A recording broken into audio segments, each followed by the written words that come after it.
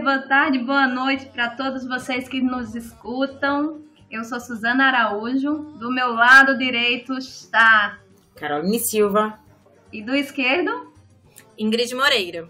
Hoje a gente conta só com meninas nesse podcast e a gente vai arrasar, porque a gente tem uma convidada especial para falar sobre a maternidade na academia, um tema tão importante, tão atual. Mas antes da gente começar, solta a vinheta.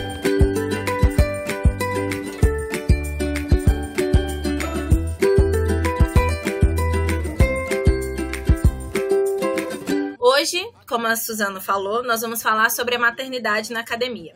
Mas antes da gente chamar a nossa convidada para sentar conosco à mesa, eu trouxe para vocês alguns dados sobre a realidade da vida das mulheres na academia. O seguinte, a pesquisa Estatística de Gênero, Indicadores Sociais das Mulheres no Brasil, divulgada pelo IBGE de março do ano passado, mostra que as mulheres brasileiras são mais instruídas que os homens e com mais acesso ao ensino superior. Só que elas ainda são minoria nas áreas ligadas a ciências exatas, como engenharia e tecnologia de informação. A pesquisa também expõe o retrato que a gente já conhece. A maior instrução em nível superior das mulheres, infelizmente, não se traduz entre a maioria dos docentes universitários, por exemplo. Em 2019, as mulheres eram 46,8% do total de docentes no país, que é um patamar baixo. Entretanto, isso fica mais triste quando a gente pensa que em 2003, quase 20 anos antes, o índice era 43,2%. Então, a maior parcela das mulheres com ensino superior ainda não mudou o perfil da realidade de suas profissões e ainda se reforça a existência de barreiras em determinadas áreas do conhecimento, como são as áreas de exatas. Por isso, é ainda muito difícil encarar a carreira acadêmica, ser pesquisadora e mãe, pois as mulheres elas não são vistas como aptas e capazes de exercer liderança e muito menos de produzir conhecimento. Afinal, o que uma mulher pode nos ensinar? É essa máxima que ainda impera na sociedade. E hoje, como a nossa conversa será sobre maternidade na academia, nós nos compadecemos de todas as amigas, familiares e colegas que enfrentam essa dupla batalha de seguir na academia com a maternidade. Sabemos que não é fácil e que, apesar de alguma mudança na estrutura dos cursos de graduação e pós, ainda falta muita informação, suporte das famílias, da gestão universitária e de políticas governamentais. Só que antes da gente começar essa conversa sobre todo esse universo, é importante a gente salientar que essa discussão faz parte de um recorte muito específico.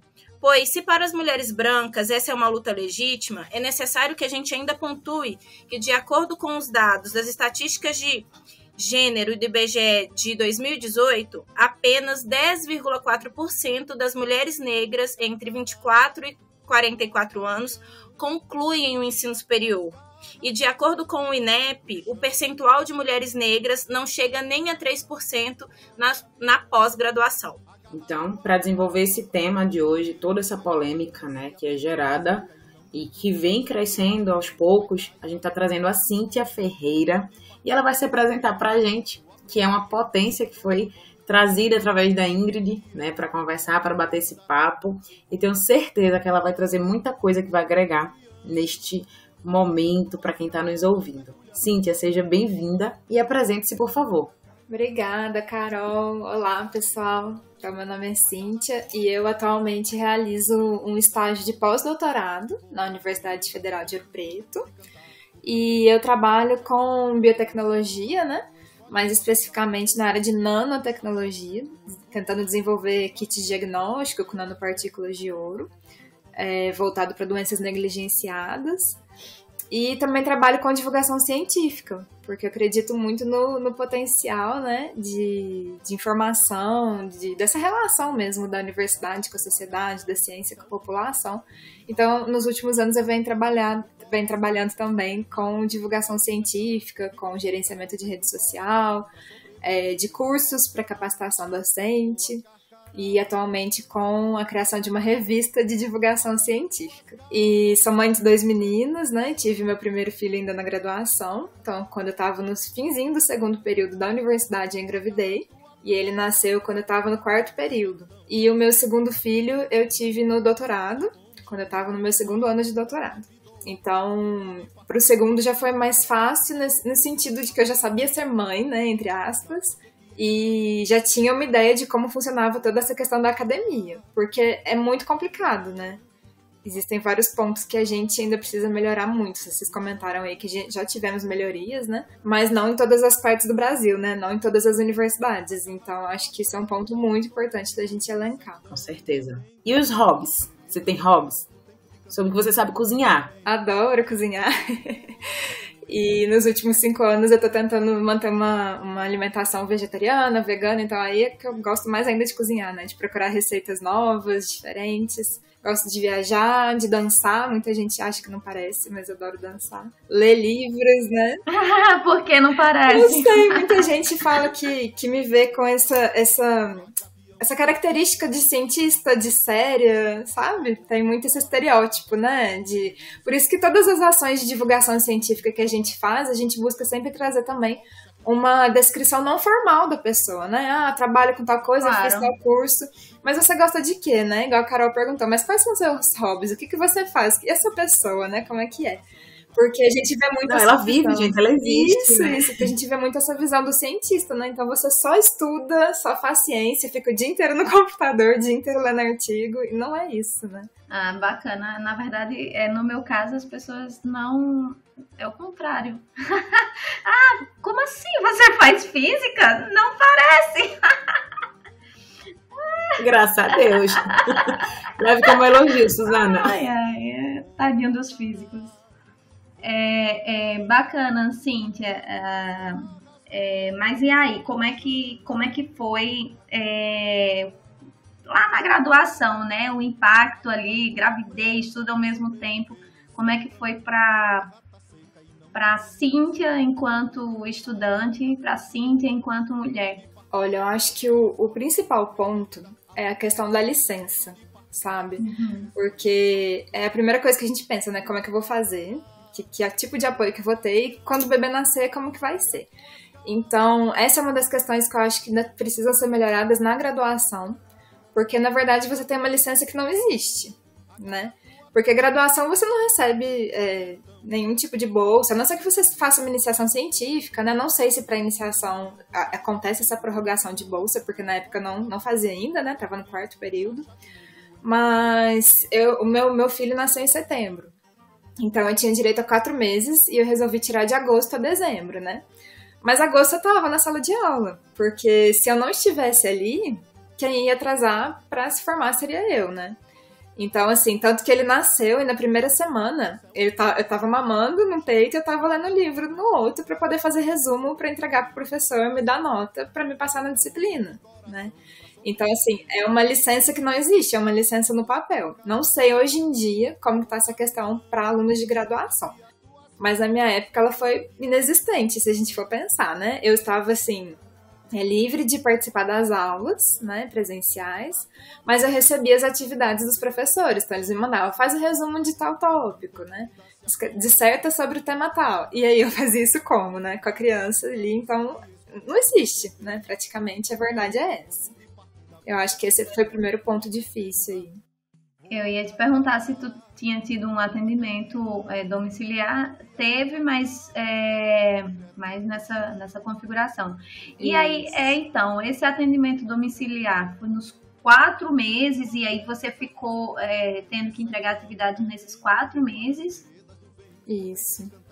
Foram atividades, assim, resumos, né? Uhum. Disserta sobre o tema. Ou alguma lista de exercício, né? Em questões, por exemplo, tinha engenharia de materiais. Aí vinha uma lista de exercícios para responder.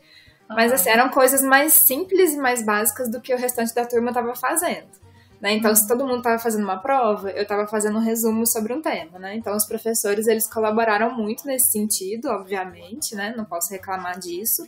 Mas, mesmo assim, é uma coisa que a gente continua tendo que fazer, né? Então, Acaba que você não tem o tempo só para o seu filho, né? Destinado só para a criança, uma coisa que E eu nem sei, Cíntia, até que ponto também isso é bom para formação, porque se você está sendo ali, entre aspas, suavizada porque vai fazer um resumo, talvez você não esteja aprendendo efetivamente o que precisa, né? Com certeza. Já sobre o que vocês estavam falando, a Ingrid comentou, eu ia falar justamente sobre isso. Você acha que recebeu realmente tratamento diferenciado? Mesmo não sendo na questão da aprendizagem, tu acha que os professores foram mais receptivos ou foram, não, vamos fazer de qualquer jeito? E nesse sentido, porque assim, o processo do puerpério, ele é bem difícil para algumas mulheres, né? Não sei se foi o seu caso. E para outras ele se torna menos complicado, porque eu acho que, de certa forma, no geral, é uma nova vida, né? É uma adaptação. E a graduação é uma gestação de anos, né? Então, como foi gestar e pós-gestar a criança e esse momento de integração, né? De volta para a academia, com esse jogo de cintura, de fazer um resumo aqui, de conversar com o professor ali, e como foi essa recepção, né? Do teu grupo, por exemplo? Olha, no meu caso, eu fui muito sortuda porque eu tive um apoio muito grande, muito intenso. Todos os professores foram bem receptivos, ajudaram muito nessa questão, né? E a questão do grupo também, inclusive, o meu primeiro filho, né, Jean Renato, ele participou de todas as aulas, porque aí eu voltei em março, né, até aulas da graduação, e ele ainda era muito pequenininho para ir para creche. Então, a gente levava ele para a sala de aula, era ele no colo, ele no carrinho dormindo, e todos os professores aceitavam, né? Acho que nenhum professor chegou a recusar. Então, e quando chorava, e também tive muita sorte de que o meu marido também estava na minha turma, né? Então, se ele começasse a chorar, um de nós, né, saía com ele, e o outro conseguia acompanhar a matéria. Então, isso foi um fator, assim, determinante para o sucesso, né? Vamos dizer assim, da condução dessa condição. Porque nem todas as famílias, nem todas as mães vão ter, né, essa sorte, né? Essa condição que eu tive. Então, e todos os professores foram muito receptivos, todo o pessoal da turma, né? Todo mundo queria pegar o neném, eu queria passear com ele para fora no corredor. Enfim, então essa questão foi muito fácil de lidar nesse momento. Isso inclusive, que eu queria comentar. No meu caso, eu não tive essa falta de apoio, né? Mas... foi no finzinho da minha graduação, eu tava já quase para sair da cidade, né, tava acabando todas as disciplinas e tal, e aí eu fui abordada por uma menina, e ela falou, você que é a mãe do bebezinho? Deixa eu falar, porque aí todo mundo me conhecia, né, porque eu era a única mãe na universidade naquela época, e aí ela veio me abordar, e falou, você que é a mãe do bebezinho, preciso conversar com você, vem cá, tal. Era de noite, eu lembro que eu dava aula no cursinho lá, e eu tava indo para casa, tava já super cansada, assim, ela me chamou, e a gente foi conversar e ela falou, eu tô grávida e eu não sei o que eu faço, porque o pai não vai assumir, ele já não tá assumindo, eu não tenho apoio da minha família, que não mora aqui, inclusive, né? E assim, eu fiquei, sabe, aí eu sinto a dor de ser mãe na graduação. E aí eu penso, eu não tive essa falta de apoio, né? Eu tive apoio, inclusive, dos vizinhos que ajudavam a levar o meu filho pra creche, eu buscar, né? Então eu tive toda uma rede muito consolidada, muito sólida. Mas muitas mulheres não têm essa rede de apoio, né? Então fica, assim, completamente impossível de você conseguir conciliar a graduação, todas as atividades, por mais que seja na licença também, né? Por mais que seja alguma coisa mais amena, é muito difícil conciliar, porque você tem que cuidar de um bebê, né? E você tem que cuidar da sua condição física e mental ali no pós-parto, enfim, é muito complicado mesmo. E eu acho que falta uma rede de apoio de psicólogos, uma rede de apoio na questão de ter uma brinquedoteca, uma creche, porque nem todo mundo vai ter o marido ali do lado para poder levar o seu filho para sair no corredor se ele estiver chorando numa situação que você consiga levar para aula. E essa questão de brinquedoteca dentro da universidade facilita muito. E é um ponto também que ajuda os estudantes, né, dos cursos de licenciatura, de pedagogia, enfim, é um lugar, é um ambiente ali que os estudantes podem estagiar. Então, ajuda dos dois lados, né? Ajuda para eles, ajuda para a universidade, ajuda para as mães. É um ambiente de crescimento, enfim. Eu acho muito importante que tenha toda essa rede de apoio, né? Que é o que faz a gente conseguir caminhar. E daí tem que mobilizar, né? Porque a gente sabe que Não são todas as universidades, não são todas as instituições que dão esse suporte, que fazem a coisa acontecer. E quando tentam fazer, tentam de qualquer jeito, a gente sabe que não pode. Precisamos de políticas internas, inclusive, que tenham esse olhar sobre as mães que são pesquisadoras, as mães que são estudantes, as mães que são professoras, a rede como um todo, porque você colocou na sua fala, você teve sorte, né? De eu ter uma rede de apoio, de ter seu esposo, de ter pessoas que lhe abraçaram naquele momento, mas a gente sabe que existem muitas mães solos, né? Infelizmente é uma realidade gritante no nosso país e que precisa. Então, tua fala se faz importante na visão do outro, né? De tem que ter uma brinquedoteca, tem que ter creche, né? A Universidade Federal Rural daqui recentemente inaugurou uma creche para ajudar essas mães. Então, assim, eu fico pensando que seria algo que já era para ter tido, né? E que a gente precisa bater muito na tecla. Mas eu vou deixar a Ingrid falar, porque faz tempo que ela quer falar. E eu não paro um minuto, pessoal. Pelo amor de Deus. Ingrid e Suzana. Eu queria falar, mas pegar nesse ritmo mesmo que você tá indo, Carol. A gente vai trocar só 6 por meia dúzia. Porque eu tô numa universidade, na universidade aqui de São Paulo, tem creche. Tem colégio de aplicação para as crianças maiores e tem creche tanto para funcionários quanto para estudantes. Então, assim, tem um período, todo o início de ano, que as mães podem fazer suas inscrições, mães ou pais, né? Não importa, fazem inscrição para ter a possibilidade de pleitear uma vaga para criança. E isso faz muita diferença, porque além de você saber que o seu filho, a sua criança tá bem cuidado, você sabe ainda que tá perto, porque aqui é bem pertinho, o campus e a creche é do lado, sim. Então, assim, é fácil sair para buscar coisa do tipo. Mas eu queria mesmo falar, porque eu sei que essa realidade da Universidade de São Paulo é uma realidade diferenciada. Porque enquanto eu estava pensando a pauta, enquanto eu estava conversando com a Cíntia, né, conversando com a Suzana, vendo as perguntas que ela tinha proposto, enquanto a gente estava conversando sobre isso, eu fiz uma pesquisa, e aí, em maio do ano passado, gente, olha só, em maio do ano passado, uma comissão aprovou a possibilidade de creche nas universidades para filhos de estudantes. Então, assim, ainda a gente está numa conversa de possibilidade. Não é uma política pública, não é uma necessidade, não vê como algo que precisa acontecer para impulsionar a carreira daquela mulher e a carreira daquele homem também. Porque quando a gente coloca uma creche, você deixa ali a situação de que você trabalha para equidade, não só porque você tem um lugar para o filho daquela mãe ficar, mas é porque aquele homem também, ele pode, se ele é daquela comunidade, ele também vai ser acionado pela creche, e não só a mãe vai ser acionada pela creche, ambos serão acionados pela creche. Então, ele também vai se tornar responsável. Porque uma coisa que eu reparo, principalmente em empresas que têm licença maternidade maiores para homens e mulheres, a diferença tá nesse lugar. Porque se homens e mulheres vão ter a mesma licença maternidade, a carreira dos dois vão ter que andar do mesmo jeito. Então, assim, alguém não vai sair muito na frente.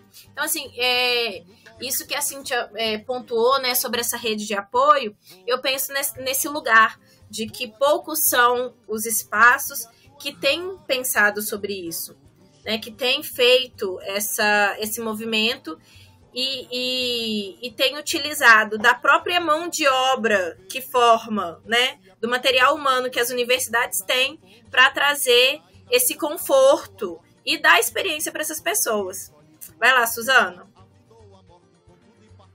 Bacana, Ingrid. Isso aí, bem, a gente tem que atualizar as coisas, né? A gente não tem que estar pensando nas possibilidades, a gente já deveria estar fazendo.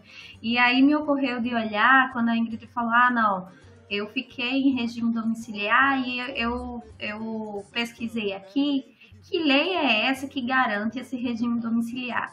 É a Lei 6.202 de abril de 1975. Gente, 1975! O que eram as mulheres em 1975? O que são as mulheres hoje? A gente está falando de uma diferença gritante. A gente precisa se refazer, se remodelar, mudar essa configuração, as coisas se atualizaram. A gente não vive naquele mundinho mais, não. Então, as leis precisam se atualizar, as universidades precisam garantir espaço e possibilidades para os estudantes, sejam eles de graduação e de pós-graduação. Aqui na UFRN existe uma escola muito boa, creche escola, não sei a partir de quantos anos os alunos ficam lá, mas todo mundo fala que é excelente. E inicialmente era para estudantes e funcionários, mas eu acho que em algum momento mudou e é aberto à comunidade. Então existe você é sorteado, né? E aí a comunidade tem tanta possibilidade quanto os próprios estudantes. Mas aí é muito complicado, porque eu sou filha de mãe solo que parou de estudar porque eu nasci. Ela precisava me sustentar. Ela foi mãe aos 19 anos. Então, se ela tivesse tido possibilidade, enfim, era outra estrutura familiar minha, completamente diferente. Minha mãe entrou na universidade no mesmo ano que eu entrei. Eu tinha 17 anos, ela tinha, sei lá quanto, 38, eu acho. Olha quantos anos ela, entre aspas, perdeu, né? Podia ter ficado na universidade, podia ter se desenvolvido, a nossa vida poderia ter sido diferente. Então, assim, isso é um olhar que as universidades precisam ter, que tem que ter políticas públicas voltadas para a gente, precisa ter não só a rede de apoio familiar, que isso faz todo sentido e as mulheres precisam nesse momento, mas principalmente políticas públicas que nos dê suporte e que olhe por todas nós, não só na maternidade, mas em toda a nossa vida. E eu estava conversando, antes da gente começar o podcast, sobre a importância de mulheres na política, né? Porque a gente não é representado, porque a gente não tem mulher na política. Os números são mínimos. Então, a gente só vai ver diferença quando os nossos representantes sentirem as nossas dores.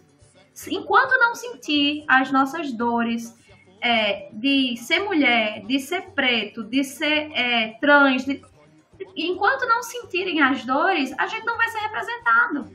E é isso. Eu tenho amigas, eu não sou mãe, mas eu tenho amigas que, assim, que ralaram, que pra mim são inspiração, porque tem uma grande amiga minha que ela tinha 2 filhos, assim, já grandinhos. Ela era agente de endemias, passava o dia todo trabalhando, andando, ia para a universidade à noite, uma labuta desgraçada para conseguir melhorar a vida da família. Mas eu vi o quanto era difícil para ela, o quanto era árduo, o quanto era muito mais complicado. E assim, a força daquela mulher era combustível para mim, porque se estava difícil para mim, que eu olhava para ela e disse, poxa, não tem comparação, então eu tenho que seguir. Vai lá, Carol, que eu sei que tu tá se segurando aí. Não, vou deixar a Cíntia falar, porque a gente jogou um monte de bomba aqui agora, e ela que trouxe pra gente jogar essa bomba. Ela abriu o precedente pra essa discussão. Por favor, Cíntia.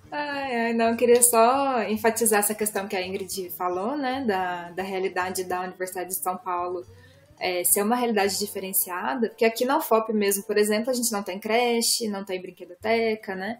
Na Unifal também, que foi onde eu me formei, também não existe creche. E essa brinquedoteca, ela começou a existir quando meu menino já tinha uns 3, 4 anos, né? Quando eu já estava saindo. Então, a gente precisa muito pensar nessas políticas. E essa questão da proximidade É importante não só por você ter segurança de saber que seu filho está ali perto, mas questões como a amamentação mesmo, né?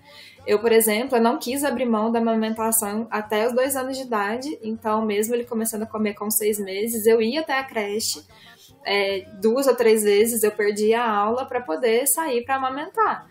Porque eu não queria, né, abrir mão da saúde do meu filho, desse vínculo que eu sabia que era importante, mas se a creche fosse mais distante do que ela era, eu não teria condições de fazer isso, né? Então, essa creche dentro do local de onde você trabalha, da universidade, ela vai facilitar todas essas questões também, né? E a Ingrid pontuou outra questão muito importante, que é essa parte da licença para os pais também. E não só a licença, mas a responsabilização, e não só do próprio pai com o filho, com a mãe, com a família, mas da sociedade perante a ele. Porque, eu vou contar um caso, uma história que aconteceu com uma conhecida minha da UFLA, e ela engravidou e morava num alojamento estudantil, né? E no alojamento é proibido mulheres grávidas. Então, assim que ela engravidou, ela foi expulsa do alojamento. Mas o pai não foi. Então, assim, como? Por quê? Ele também é pai da criança. Por que ele continua tendo o direito garantido de ter uma moradia, né? Ele tem a sua moradia assegurada ali. E a mãe, que é a mãe que tá ali gestando a criança, é expulsa, né? Não faz sentido. Não... Enfim, eu não tenho nem palavras para descrever, porque eu fico sentindo a dor, a dificuldade dessa mulher, né? De assumir tudo, de ter que pensar o que vai fazer nesse momento e ainda pensar onde vai morar, né? Então, nossas políticas, elas realmente têm que ser repensadas. Isso que a Suzana falou, Suzy falou, é muito, muito importante, né? Das mulheres na política. Porque quem não tem essa necessidade, não vai ver necessidade de fazer uma política para isso, né?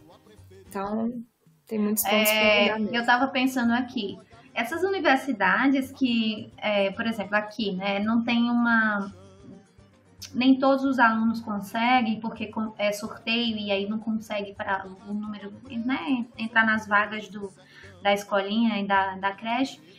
Poderia, já tem tantos programas dentro da universidade, mas poderia ter um auxílio para creche, né, para estudante, estudante, mãe, um auxílio para creche, para conseguir colocar numa creche mais perto, para ter esse acesso que a Cíntia teve de ir ali amamentar. E aí, bem, isso eu não sei, né? Eu já saí da universidade já faz alguns anos, mas eu não sei como é que tá hoje, mas bem, tinha que ter algum olhar diferenciado para essas mulheres, porque como a Cíntia falou, poxa, a mulher foi expulsa do alojamento estudantil, e aí? E aí? Tadinha, cara. Ela tá ali sofrendo porque ela não sabe como é que vai ser a rotina dela de estudo. Ela não sabe como vai se tornar uma mãe e ainda nem sabe como é que vai ser todo o processo, né? Que imagino que seja difícil. A questão financeira, se ela vai ter que alugar um lugar, muitas vezes não tem condições, tem cursos que você não pode trabalhar, porque são diurnos, e aí? Então, é um problema que a gente precisa estar conversando sobre, buscando alternativas de suporte. Tá, Carol, vai. Carol vai me estapear aqui. Não, acho que a Ingrid levantou primeiro. Diga lá, Ingrid. Levantei, mas eu queria só falar um negocinho, eu já vou deixar você. Eu tava pensando nessa questão, né, das políticas que são reforçadoras desse lugar de que a mulher não deveria estar ali. Então, assim, se você tem uma política que cobra da mãe e não cobra do pai, é porque o lugar da mãe não é na educação, o lugar da mãe não é na academia, não é nem no alojamento, não é o lugar dela. Então, assim, tem coisas que a gente não precisa falar que não é lugar, mas a gente faz o não aparecer de muitas formas. E aí, eu só queria pontuar um programa que tem aqui na USP, que tem uma seção da USP Mulheres, e aqui tem uma bolsa de programa de aperfeiçoamento estudantil para fazer o estágio da docência, né? Então, você pode tentar fazer o seu estágio da docência, quem está no mestrado e doutorado, e pode pleitear essa bolsa. Só que existe uma bolsa que é só para mães pesquisadoras. Então, as mães concorrem bolsas com outras mães. E aí, isso favorece porque as mães podem concorrer no programa normal e no programa só de mães. Então, assim, você aumenta as chances dessas mulheres. Porque quando você apoia, né, faz esse tipo de política, isso faz com que as pessoas elas tenham mais segurança de continuar. E aí, ano passado, que eu não vi, eram 100 bolsas para as mulheres, para as mães pesquisadoras. Então, assim, 100 bolsas é pouco, mediante todos os alunos USP, claro que é pouco. Mas o fato de existir esse tipo de política faz com que você apoie em algum lugar e de alguma maneira e incentive essa mulher a continuar. Então, assim, é muito importante que a gente converse sobre isso, que a gente apoie umas às outras, que a gente seja também ombro ou rede de apoio, mas mais do que a nossa força individual, é uma força maior de quem realmente pode mudar as coisas. E quem pode mudar as coisas é quem tem a caneta na mão, é quem tem o dinheiro para pagar a bolsa, é quem tem o poder de, dentro da universidade, montar uma comissão para fazer um comitê para decidir coisas sobre isso. E eu falei que eu ia falar só um pouquinho, né, Carol? Eu falei demais. Vai que é sua. Não, de jeito nenhum. Muito importante sua fala, inclusive. A gente começou todo esse debate e foi a Cíntia que trouxe. Quero deixar bem claro, ela é nossa convidada, então a responsabilidade do debate hoje é dela, tá, pessoal? A gente só está externalizando, mas as falas da Cíntia, da Suzana, da Ingrid, eu não sou mãe, mas eu sou mulher. Então, eu tenho que me colocar no lugar de uma mulher que futuramente possa vir ser mãe. Planejando ou não planejando. E quando se fala em política, né, como as meninas colocaram, a gente não tem que ser só a política pública externa, que a gente tem que ter representação. Nós temos que ter representação políticas públicas internas à instituição. Quantos cargos são ocupados por mulheres, né? Sabe, eu sempre fui muito a favor do diretório acadêmico, né, ou tem outros nomes, né, em outras denominações, mas é do pequeno que a gente faz barulho, que a gente reúne, a gente vai para o diretório central, a gente vai lá discutir na reitoria, e para pensar, quantas mulheres reitoras nós temos neste país? Faz uma diferença gritante. Então, quando o Cíntia traz para a gente que a menina saiu do alojamento, e aí? Que política é essa? Que não abraça, que não absorve. Se futuramente tu vai querer aquela aluna, ou não sei, né? Dentro da tua instituição com qualidade superior. Mas para que ela tenha uma qualidade superior no ensino, você dá zero suporte para ela. E isso é pensado numa política interna da instituição, né? Então, se a instituição já pensa dessa forma, os alunos e as alunas têm que se quietar, tem que movimentar, tem que abrir a boca, tem que se unir. E isso, às vezes, eu sinto muita falta, sabe? Pode falar, Cíntia. Eu acho também que, complementando a sua fala aí, né, além dessas políticas, das externas, das internas, a gente precisa muito de um apoio psicológico. Porque além da questão de amamentação, de tudo que a gente passa, né, não sei como foi o parto dessa mulher, cada hospital tem um procedimento, existem, nossa, gente, várias situações, né, eu mesma passei por duas completamente diferentes com os meus 2 filhos, né. Então, assim, a gente precisa pensar nessas questões e a questão que a Suzana pontuou também, né, que ela viu uma amiga trabalhando. E, gente, é cansativo demais, é muito exaustivo. Então, a mulher precisa desse apoio psicológico, né? Durante a graduação mesmo, a gente não tinha apoio da família, assim, financeiro, né? Então, a gente precisou começar a trabalhar. E a gente conseguiu dar aulas no cursinho da universidade, de noite.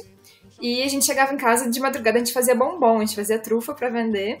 Levava no carrinho embaixo, né, uma bolsa térmica cheia de bombom. Então, de dia era faculdade, vender bombom, correr pra creche pra amamentar, voltar, deixar no vizinho, voltar pra aula, porque o curso era aula de manhã e de tarde. E assim, você chega em casa exausto, né? Pensando o que eu tô fazendo da vida, você não sabe mais se você tá dando aula, você tá estudando uma matéria que você vai lecionar no cursinho à noite, se é uma matéria da sua graduação, é uma loucura. E, gente, a gente pode surtar nesse momento, né? Então, um apoio psicológico ali é de extrema importância para todas essas questões, né? Para esclarecimentos, para o suporte emocional, para tudo, né? Porque é exaustivo demais. E não são todas as mulheres que vão ter um apoio financeiro, né, vou deixar meu filho ali na creche, vou conseguir pagar meu aluguel, vou conseguir comprar, porque às vezes também não vai amamentar, eu vou conseguir comprar leite para essa criança, né, a gente tem aí as suplementações são caríssimas. Comida, né, Cíntia, comida para o casal ou para a mulher, tudo. Né, e ela, me corrija por favor se eu estiver errada, é ela quem vai pensar em tudo, porque é ela que vai dar mamar, é ela que vai pra creche, é ela que vai se virar. Não estou desmerecendo o papel do homem, mas veja o quanto você vai se desdobrar para conseguir alcançar. É cultural. A mulher, ela tem uma sobrecarga maior. Ela é natural, assim, é natural a gente absorver isso porque é cultural. Infelizmente, enquanto as coisas, enquanto a gente não mudar a mentalidade e tentar que as coisas sejam mais igualitárias, a gente vai continuar tendo essa sobrecarga. Eu concordo com esse suporte psicológico. Eu acho que a maternidade é um mix aí de hormônios, de sentimento, tudo junto. Quando você tem uma estrutura dentro de casa, imagine, sei lá, no início da graduação, como foi a da Cíntia. Mas, Cíntia, a gente quer saber, e aí, como é que tu... e o segundo? Tu já estava mais preparada, mas... e essa experiência aí, como é que foi? Teve o vizinho para ajudar a ficar com os dois? Não. E a pergunta que não quer calar, porque tem sempre... Eu vou ser essa pessoa que não quer calar. Foi planejado? Ai, gente, é bem engraçada essa questão, né? Porque o primeiro não foi planejado, né? E o segundo, aí sim, eu falei, não, vou parar de tomar remédio, quero ter o segundo, ele precisa de irmãozinho. E eu demorei 4 meses pra conseguir engravidar, né? Então, é aquele planejado que custa acontecer. E não, aí no segundo a gente já não tinha mais os vizinhos que levavam pra creche, mas com a bolsa de doutorado, né, no caso. A gente já tinha condições de pagar, de colocar numa creche de manhã e pagar uma escolinha de tarde. Então, isso facilitou muito. E aí não tinha mais toda essa rede de apoio também, de amigos, né? Porque eu não podia levar para o laboratório. Então, aí já é uma questão completamente diferente. Na graduação, essa parte é mais fácil, entre aspas, porque eu conseguia levar meu filho para a sala de aula. Então, eu conseguia contornar a situação e estar mais próxima a ele em alguns momentos. Na pós-graduação, isso é impossível, né? Como que eu ia levar uma criança para um laboratório de pesquisa? Não tinha condições. Então, você não tem essa proximidade mais, você não tem esse acesso, não tem como contornar de forma alguma essa situação, né? E aí, o outro ponto que eu queria comentar sobre a pós-graduação é voltar na questão da licença de novo, né? Porque aí agora a gente tem uma licença remunerada, né, de 4 meses a mais, você vai ganhar 4 meses a mais, mas você continua ficando para trás, né? Então, assim, se eu não correr para defender no prazo, vai ter um processo seletivo ali e eu não vou conseguir, né, participar. Vai ter alguma coisa que eu não vou conseguir concorrer. Então, você continua se sentindo deixada para trás, deixada de lado, né? Então, assim, eu não sei, é complicado. E eu acho também um período muito curto, né? 4 meses, a criança ainda nem começou a se alimentar sozinha. Então, eu acho que esse período teria que ser de 6 meses. Na academia também, né? Isso já acontece em empresas, né? Em outras áreas, mas na academia eu acho o período de 4 meses muito curto para a mãe e para a criança, né? Pode, Ingrid. Vamos na vez. Ingrid e Suzana, aqui minha gente, tá uma disputa. Vocês estão entendendo que esse episódio vai ser uma loucura. Ai, Francioli que se cuide pra editar. Mas o que eu vou falar, eu não sei se a Cíntia vai se lembrar. Eu conheci a Cíntia já tem uns anos. Foi acho que 2014 ou 2013. Tem muito tempo, gente. E o filho dela mais novo, eu conheci, ela tava grávida do Henrique, do filho dela mais novo. E eu tava recém-chegada no laboratório e eu não sei se ela vai se lembrar e assim, né? Aí se você não não quiser falar disso, depois o Francioli corta. Mas eu não sei se ela vai se lembrar, mas teve um dia que eu cheguei lá no laboratório e ela tava lá, tava ela, o marido dela, tava umas outras meninas do laboratório, tava os professores, que era um laboratório compartilhado com vários professores. E aí eu me lembro que o orientador dela na época, que também era que me orientava na iniciação científica, comentou algo do tipo assim: nossa, mas você tá grávida. Eu queria tanto mandar você para um doutorado sanduíche. Nossa, mas agora... Nossa, era você que eu ia mandar. E assim, eu tinha pouco tempo. E eu nem conhecia a Cíntia direito. Assim, sei lá, acho que eu conheci... Se tinha um mês que eu conheci ela, era muito. Eu não sabia que a gente ia estreitar a relação e coisa do tipo. Mas na hora que eu cheguei lá e eu ouvi isso, que não foi exatamente nessas palavras, mas foi isso que ele quis dizer, e ele tava indignado, sabe? Um sentimento de tipo assim, eu tava apostando era em você, e agora você me aparece grávida. O sentimento que eu ouvi, né? O que eu senti quando eu ouvi era uma coisa desse tipo. E aquilo ficou gravado em mim, mesmo eu sem ter uma relação com a Cíntia ainda, porque aquilo me afetou enquanto pessoa. E aí, assim, eu fico pensando, e eu não tinha nenhuma ideia, gente, de nada sobre essas questões. Eu era uma pirralha, sei lá, 16, 17, 18 anos, 20, sabia nada de nada. E assim, e aquilo ali foi muito forte. Então, esse tipo de coisa que acontece, essas situações que acontecem, elas estão presentes em todos os lugares, e elas vão minando também a confiança, a sua confiança. E como é que você vai? Você se lembra desse fato, Cíntia? Lembro, Ingrid, lembro sim. Eu queria comentar que isso não para por aí, não foi restrito, né, só essa situação. Porque, assim, processos seletivos, entrevistas, uma pergunta que sempre vem, gente, é impressionante, é a tal do: mas você pretende ter mais filhos? Porque, assim, eu não vou contratar mentira, uma mulher que vai ficar parindo por aí e não vai ficar aqui trabalhando pra mim, né? Basicamente, é essa fala, né? Que a pessoa quer exprimir e não consegue. Então, não só comigo, né? Outras mães também já passaram por isso. Então, várias vezes as pessoas perguntam isso. Os homens, né? Homens, em sua totalidade. Mas você quer ter outros filhos? Você tem plano para ter filho no próximo ano? Gente, o que a nossa vida pessoal diz respeito a essas pessoas, né? Então, é bem isso que a Ingrid comentou mesmo, né? Uma decepção que não faz sentido algum, né? Depósito de confiança que a pessoa tinha em mim, que eu não poderia mais cumprir aquilo de ir pro exterior, por exemplo, que agora eu tava grávida, né? Mas que sentido que faz isso pra minha formação, pra a escolha da minha vida, enfim. Sua competência só vai até você engravidar. Engravidou, você se torna cancela, né? Ela só tem juízo pra ser mãe, aí cancela todo o profissional. Essas coisas já me dá raiva, sabe? Porque eu inclusive, antes da Ingrid falar sobre essa situação, eu anotei aqui um ponto para perguntar como o teu orientador recebeu a notícia. Porque eu tive amigas que elas foram minadas mesmo, elas foram excluídas, elas foram deslegitimadas. Então, eu tive amigas que elas foram excluídas e que teve situações do orientador querer que ela levasse o menino para um laboratório de raio-x, porque precisava fazer as medidas e precisava. E ela não podia levar a criança para o laboratório de raio-x e ele queria porque queria. Então, assim, o nosso orientador, ele tem um poder incrível de fazer a gente ser o nosso melhor, mas ele também tem um poder de deixar a gente na merda.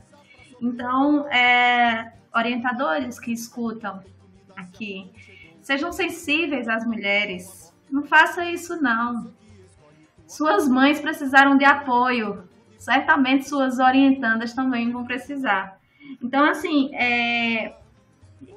teve alguma, fora esse ponto que a Ingrid falou, teve alguma conversa, claro, se não quiser falar, tá ótimo, mas alguma coisa que, não vamos prosseguir com a pesquisa ou vamos mudar o rumo da pesquisa por causa disso?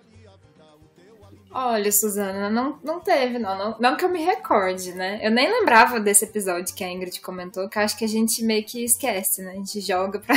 Acho que propositalmente nosso inconsciente armazena isso em algum local pra gente esquecer. Só lembrei na hora que ela comentou mesmo.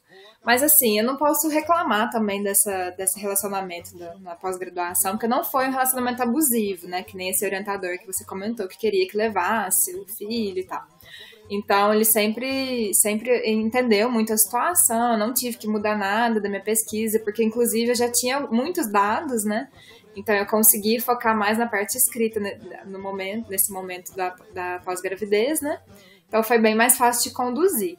Mas, realmente, eu conheço outros relatos de orientadores e até orientadoras, né? Que não tem todo esse cuidado com o seu estudante, né? Então é uma coisa que sim, que a gente precisa pensar. Mas no meu caso não teve nada assim nesse sentido. A não ser essas indiretas, né? De agora você não vai poder fazer tal coisa. Mas tirando isso, acho que foi bem tranquilo no geral. Que bom, que bom. Aí tu devia ter dito, professor, me manda pra fora, porque eu já tenho meu filho lá fora, ele fica com dupla nacionalidade. Facilita minha vida, bebê, ótimo, né? Gente, vamos estar pensando no futuro aí, ó. Meu futuro tá aí agora, o meu filho também. Então a gente já tá acordando aqui um ano. Ele nasce, depois eu trago ele de volta pro país dele de origem. Mas ele nasce lá, dupla nacionalidade. Vários bens a gente vai ter pro senhor, pra mim, pra ele. Olha aí quanta coisa. É algo que a gente ri, mas a vontade de chorar é maior, eu entendo. Porque são textos absurdos, profissionais, institucionais. Pode falar, Suzana. Eu sempre vou querer falar, Carol. Adoro. Quando tem mulher no meio, academia, eu quero falar. Eu tenho uma amiga que a gente dividia laboratório e ela entrou antes de mim e ela engravidou. E era uma querida, assim, sabe? Super, super me ajudava demais. Eu tava numa área nova, enfim. E aí, quando ela tava com, sei lá quantos meses, eu disse, vamos fazer um chá de fralda pra ajudar essa mãe, né? Porque, poxa, ajuda pra caramba. Aí tá, vamos fazer Heloísa, o nome dela. Vamos fazer, Heloísa? Não quero não, é muito trabalho. Disse, vamos fazer sim. Aí eu fui na sala de cada um dos alunos, eu vou fazer uma festa pra ela, trago uma fralda. Agora não venha com um pacote pequenininho, não. E aí eu cheguei pro orientador e disse, olha, professor, o senhor sabe, o senhor tem 2 filhos, sabe quanto aperta no bolso esse negócio de fralda. Não me venha com um pacote pequenininho, não, que o senhor recebe muito. Cuide de um pacote grande. Aí, ela até hoje, ela fala, eu passei 7 meses sem comprar fralda por causa de Suzana. Mas é isso, gente. A gente os nossos colegas da pós-graduação, a gente convive mais com eles do que a nossa própria família. Se a gente não puder ofertar esse carinho, né, dar esse abraço nas necessidades, o que a gente está fazendo lá? A gente precisa ter essa relação estreita. Uma coisa que a Ingrid falou, não sei se é a Ingrid ou a Cíntia, né, de ficar para trás, embora tenha esse tempo na pós-graduação, uns 4 meses, acho que foi a Cíntia, dos 4 meses e tal, mas você tem que correr com os prazos. E aí eu lembro de um evento que eu fui de Mulheres na Física em 2015, que uma pesquisadora, eu não vou lembrar o nome dela agora, mas ela é astrônoma do Observatório do Valongo, lá no Rio de Janeiro. E aí ela estava falando desse gargalo a gente tem um número de mulheres na graduação e aí vai subindo a pós-graduação e para ser professor o número ainda é menor, né? E isso para mim ficou marcado.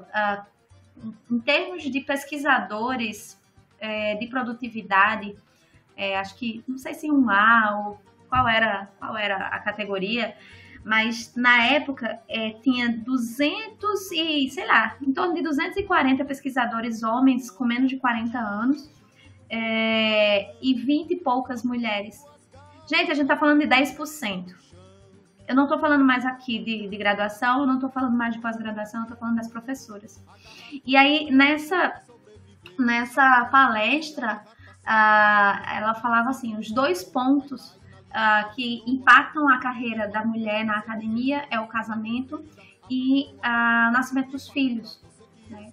Porque foi aquilo que eu falei anteriormente, essa questão cultural, a mulher, ela absorve, né? E a sociedade impõe também. Então, a mulher ela vai ter muito mais responsabilidade. E aí, eu lembro dela falando que a maioria do pessoal do departamento dela era homem e marcava as reuniões no horário que ela tinha que buscar a criança dela. Então, ela não conseguia estar em nenhuma reunião. Então, até isso, a gente precisa ter pessoas sensíveis às nossas demandas enquanto mulheres, né? Imagina, um departamento certamente com muitos homens que tá cagando e andando para isso. A gente precisa, de novo, tentar batalhar, se unir, pega na mão uma da outra e levanta as bandeiras das nossas demandas. Senão, sozinhas, a gente não consegue. É uma dor para todas as mulheres, então todas as mulheres precisam levantar a voz e batalhar pelos direitos, porque eu não sou mãe agora, mas e daqui a pouco eu vou ser, e aí? É sobre isso, né? Sororidade, empatia, se colocar no lugar do outro. Eu acho que é assim que a gente vai caminhando. Cíntia, de onde vinha a tua certeza que tu estava no caminho certo? Por que tu seguiu? De onde é que vinha toda essa força? Suzana, com certeza vem do filho, né? De olhar para a criança e saber que agora você é responsável por uma pessoa. E, inclusive, eu e meu marido, a gente sempre falava disso, que o Geo Renato que ensinou a gente a ter responsabilidade, por exemplo. Porque a gente estava na faculdade com uma turma que queria sair para uma festa, por exemplo, e a gente não podia mais. Mas isso não era uma dor, né? Isso era, a gente entendia que a gente não tinha todo esse tempo para diversão, para tá ali sempre bebendo, saindo, curtindo, e que a gente precisava focar, ter responsabilidade, estudar, ter um emprego, enfim.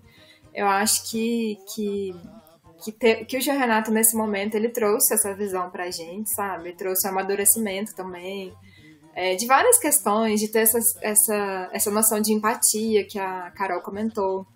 Enfim, eu acho que a gente se tornou seres humanos melhores depois que o Geo Renato chegou nas nossas vidas, né? E isso, com certeza, foi a maior motivação para não deixar nada para trás, para seguir graduação, mestrado e doutorado no tempo certinho, né?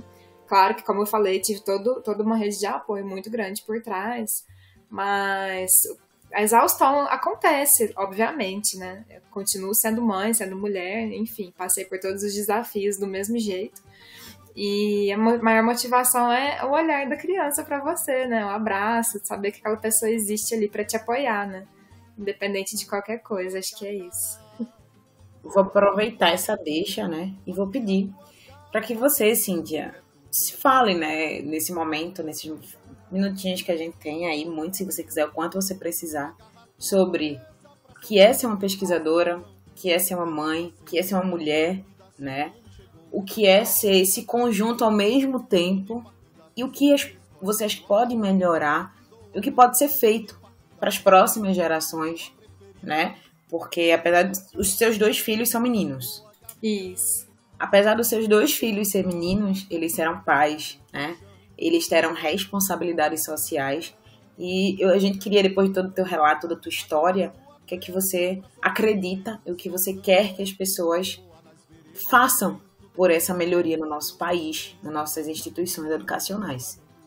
Olha, Carol, eu acho que essa definição de mãe, mulher, pesquisadora, cientista, divulgadora científica, enfim, é um turbilhão, né? É esse mix mesmo de coisas, e eu acho que o ponto principal é ser reconhecida como esse turbilhão, como essa variedade, entende? Então, né, naquela hora que a gente estava comentando sobre a questão do orientador, né, de como que acontece toda essa relação, esse vínculo e tudo mais, eu acho que esse reconhecimento é importante, porque embora, né, falei que na minha situação eu não tive problemas, mas muitas vezes eu vejo que esse reconhecimento não acontecia também, né? Por exemplo, eu era cobrada da mesma forma que outros alunos, tá? Você às vezes saiu mais cedo do laboratório. Por que você não tá no laboratório hoje? Ou por que você não fez tal coisa enquanto os outros estão fazendo? Ah, porque eu tenho 2 filhos para criar, eu preciso planejar o que eles vão comer, eu preciso fazer a compra do mês. Né? Enfim, é uma questão de coisas que a sociedade precisa considerar também. Então, eu acho que o ponto mais importante, além de todas as melhorias que a gente comentou aqui, né, das políticas, da licença maternidade, da apoio de creche e tudo mais, eu acho que é esse reconhecimento da mulher como mãe, né? A gente não pode comparar uma mãe com uma não mãe, né? Meio que nesse sentido, a gente tem que entender que existem outras responsabilidades, outras prioridades, e é isso, né? Então eu acho que eu coloco aqui que pra mim, né, no meu ponto de vista, o principal é esse reconhecimento das mães mesmo. Cíntia, onde é que a gente te encontra? Tem rede social, tem e-mail, tem página, tem blog? Porque essa mulher é uma mil utilidade. Minha gente, pelo amor de Deus, faz muita coisa. Sim. E eu vou passar o Instagram da página de divulgação científica que eu ajudo a coordenar. Porque é mais fácil, né, de entender, eu acho também. Que é ensina.biotech no Instagram. E tem meu e-mail também, que é csf.ferreira@gmail.com. Vocês podem lembrar do Ciências Sem Fronteiras, como a Ingrid sempre lembra, que vai ficar fácil lembrar CSF.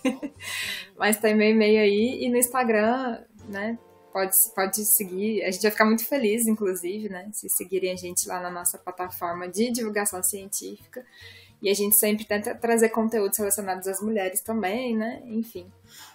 São esses canais aí. Maravilhosa. Assim, obrigada de verdade por compartilhar, né, essa experiência de vida que você teve e tem, né, nessa tua jornada acadêmica. Gente, ela é uma profissional, pelo amor de Deus. Ela é mil utilidades, a mulher. Acho que todas aqui somos, né? Mas ela tem um que a mais, ela é mãe. Então, assim, tiro o meu chapéu, o guarda-sol, que eu puder tirar pra essa mulher, a gente vai estar tirando. A gente tem que trazer Cíntia aí no segundo tempo, porque eu não deixei ninguém falar mesmo. E na próxima, Cíntia, a gente vai falar agora do teu projeto de pesquisa. Já está convidada. A gente vai falar sobre isso, porque antes de ser mãe, ela é uma divulgadora científica, porque a mulher ela não é só mãe, né? Mãe é um dos papéis que ela assume na vida.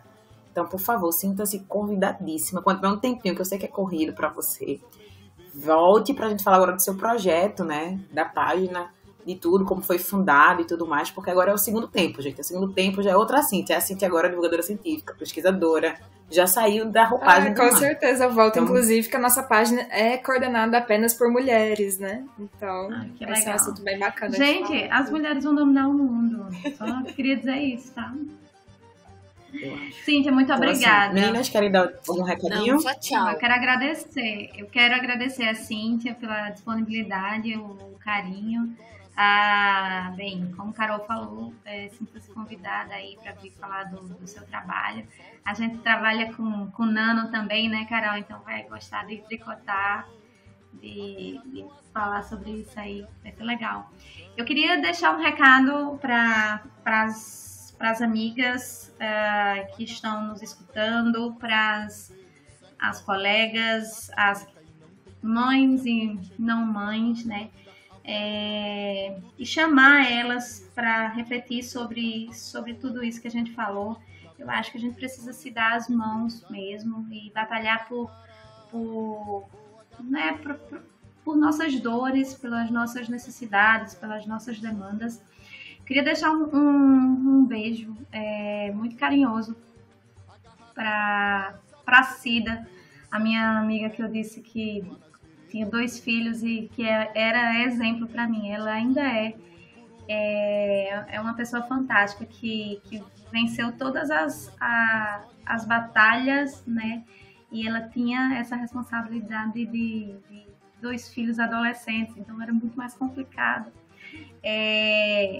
Tenho outras amigas, eu também não vou falar aqui, mas que levava os bebês, né, para pós-graduação, e a gente também tentava ali ajudar como podia, e eu sei o quanto isso é difícil.